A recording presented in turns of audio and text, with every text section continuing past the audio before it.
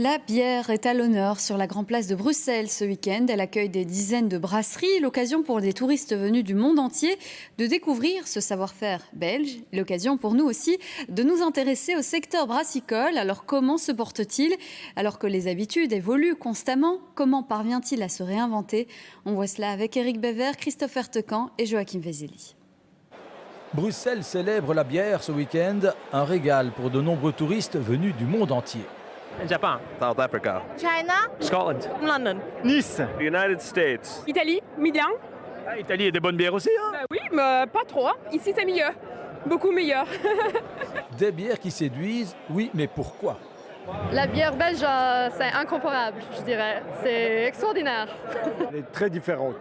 Sur tous les goûts, les blondes, les ambrées, formidables. Elle monte très vite, hein. Comparé avec les bières espagnoles, c'est wouh. C'est comme un ascenseur. Des bières aux goûts différents, parfois surprenants d'ailleurs. Là, il y a une bière en coconut et là, C'est cactus. c'est cactus. C'est vraiment super bon. Alors on est français, alors pour le coup on est venu ici pour se faire plaisir un week-end, on n'était pas au courant de ça et c'est vraiment un événement exceptionnel, on s'est vraiment régalé. Le consommateur se régale, mais il se montre aussi de plus en plus exigeant.